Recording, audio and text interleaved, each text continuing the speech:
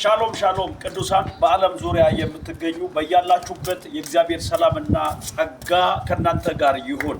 ዛሬ እሁድ ከተወደዱ ከሌስሊ ወንጌል አማኞች መሪዎችና አገልጋዮች እንዲሁም ፓስተር አኬጋ በጣም ጥሩ ጊዜ አሳልፈናል። እግዚአብሔር መልካም ጊዜ ሰጥቶን አሁን ወደ መመለስ ላይ ደርሰናል። የእግዚአብሔር ስም የተባረከ ይሁን። በዚሁ አጋጣሚ አንድ እግዚአብሔርን ቃል በእናንተ ላይ አውጃለሁ።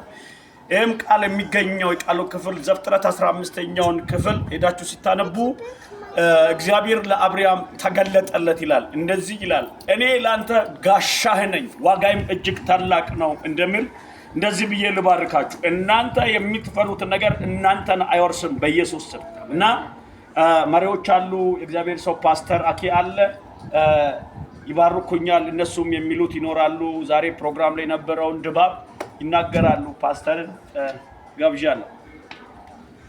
የእግዚአብሔር ጸጋና ሰላም ይብዛላችሁ። በዓለም ዙሪያ የምትገኙ ቅዱሳን ሁላችሁም እንደምን አላችሁ?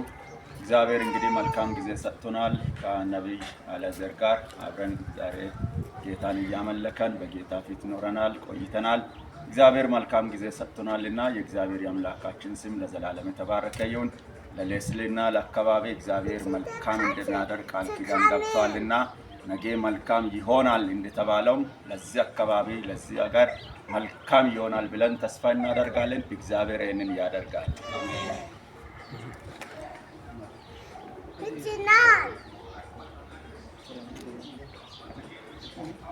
እግዚአብሔር ይባርካችሁ። እንወዳችኋለን። መልካም ጊዜ ተመኘውላችሁ። ተባረኩ።